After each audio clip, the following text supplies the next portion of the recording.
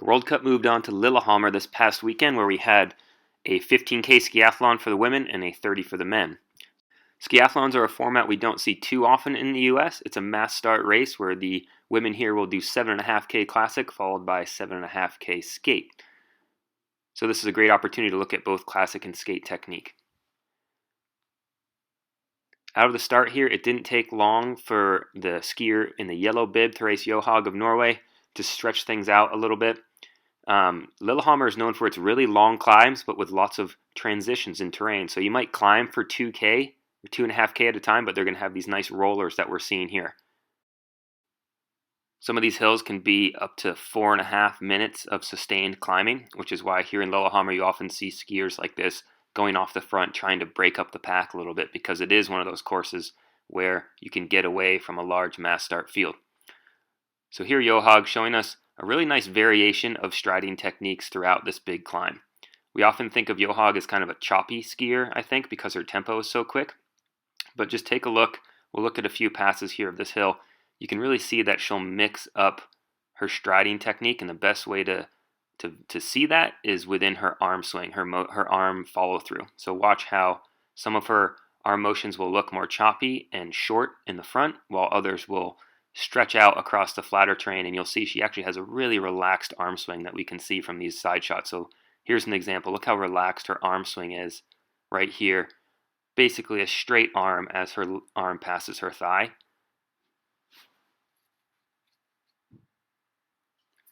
A good look at some cornering technique here.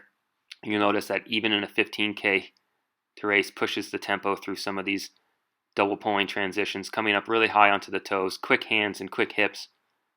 That's a nice aggressive double pull for a 15K, because she wants to carry this momentum from the corner here, this downhill corner, into that uphill.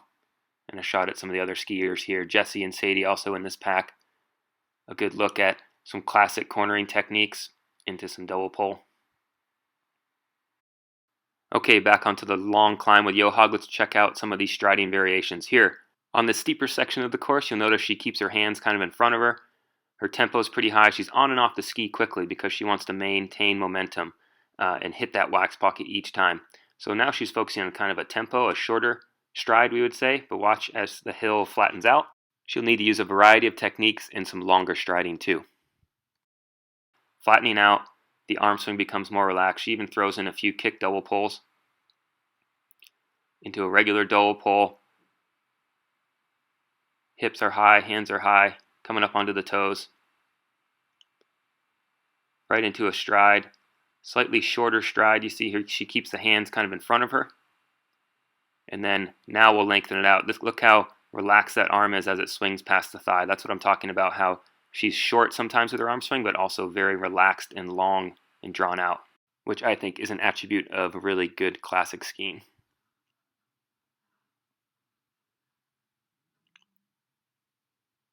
She just can read the terrain and adjust her tempo accordingly, which is really great.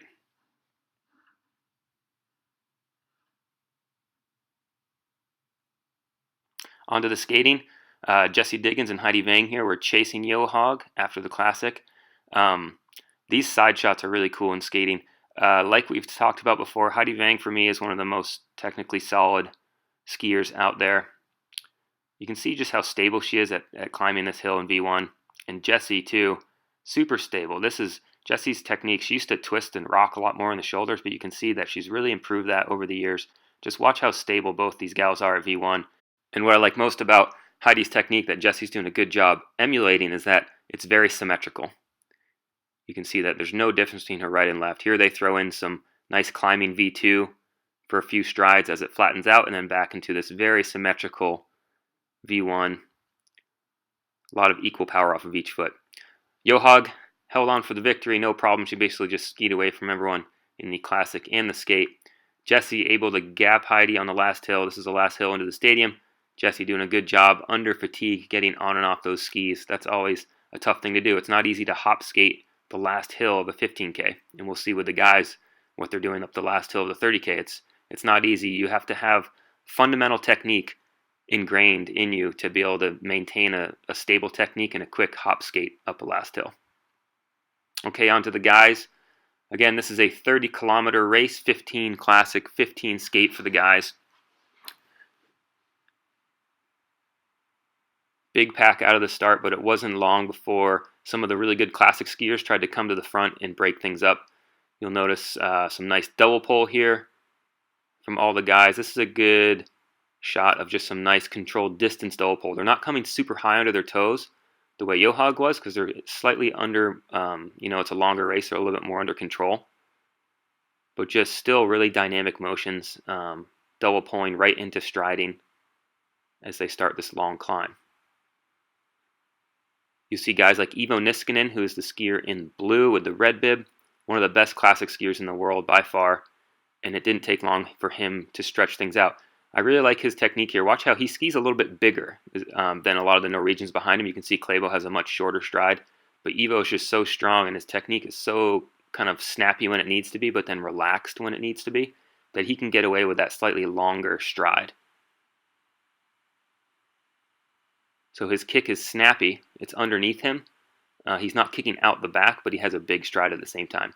A good look at variation of techniques here, just like with the ladies. So nice double pull when he can across a flatter section. He's going to double pull right into a nice stride. Look how relaxed his shoulder is.